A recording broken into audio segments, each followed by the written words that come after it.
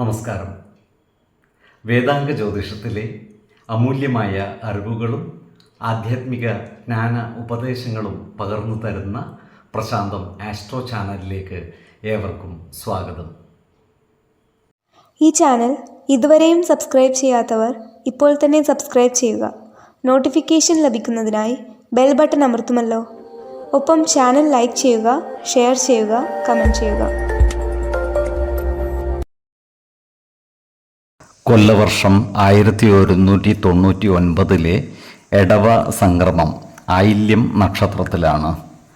എടവം 1-ാം തീയതിയിലെ ഗ്രഹനില അനുസരിച്ച് മേടം രാശിയിൽ ബുധനും ശുക്രനും, എടവത്തിൽ സർവേശ്വരകാരകനായ വ്യാഴവും ആദിത്യനും, കർക്കിടകത്തിൽ ഗുളികനും, ചിങ്ങം രാശിയിൽ ചന്ദ്രനും, കന്നിയിൽ കേതുവും, കുംഭം രാശിയിൽ ശനിയും, മീനത്തിൽ കുജനും രാഹുവും സ്ഥിതി ചെയ്യുന്നു.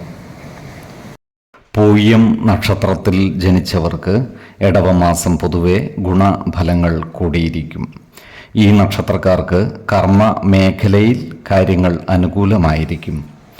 പട്ടാളം, പോലീസ് തുടങ്ങിയ വിഭാഗങ്ങളിൽ ജോലി ചെയ്യുന്നവർക്ക് പ്രമോഷൻ ലഭിക്കുവാനുള്ള സാധ്യതകൾ കാണുന്നുണ്ട്.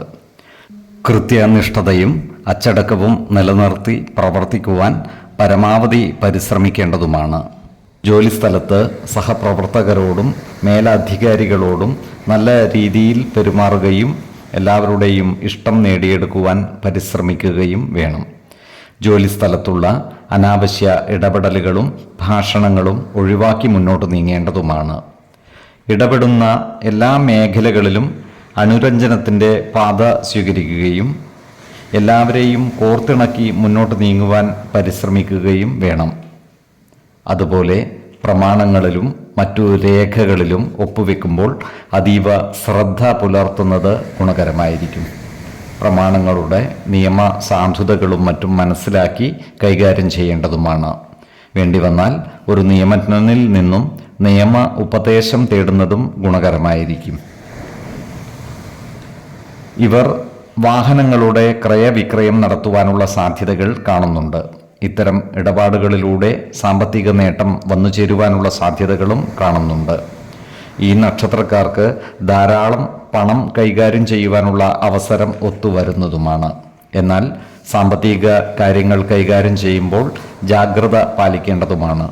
വരവ് ചെലവ് കണക്കുകൾ കൃത്യമായി സൂക്ഷിക്കേണ്ടതും അമിത ചിലവുകൾ നിയന്ത്രിച്ചു നിർത്തുകയും വേണം. ഓഹരി വിപണികളുമായി ബന്ധപ്പെട്ട് പ്രവർത്തിക്കുന്നവർ നഷ്ടം വന്നു ചേരാതിരിക്കുവാൻ ശ്രദ്ധിക്കേണ്ടതുമാണ്. 5, 15, 27 തീയതികൾ അനുകൂലമാണ്. ഈ നക്ഷത്രക്കാർ ജനിച്ച സമയത്തെ അടിസ്ഥാനമാക്കിയുള്ള ജാതകത്തിലെ ലഗ്ന രാശിയുടെയും ലഗ്ന അധിപന്റെയും സ്ഥിതിയും ശുഭ പാപ ഭാവങ്ങളുടെ സ്ഥിതിയും ഓരോ രാശിയിലെയും ഗ്രഹങ്ങളുടെ സ്ഥിതിയും അനുസരിച്ച് ഇവരുടെ പൊതുഫലത്തിൽ ഏറ്റക്കുറച്ചിലുകൾ ഉണ്ടാകുവാനിടയുണ്ട്. കുടുംബ ദേവതകളെയും ഇഷ്ട ദേവതകളെയും ഉപാസിക്കുന്നത് ഇവർക്ക് ആയുരാരോഗ്യ സൗഖ്യമേകും. ഇഷ്ടദേവതാ മന്ത്രം 108 തവണ ദിനംതോറും ലിഖിത ജപം ചെയ്തു വരുന്നത് ഇവർക്ക് സർവ ഐശ്വര്യങ്ങളുമേകും. നല്ല വ്യക്തി സാധനകളോടെയും ഉപാസനകളോടെയും മുന്നേറിയാൽ സർവേശ്വരാനുഗ്രഹത്താൽ ഇവരുടെ സർവകാര്യങ്ങളും മംഗളകരമാകും. നന്ദി, നമസ്കാരം. ജ്യോതിഷരത്നം പ്രശാന്ത് കണ്ണോം.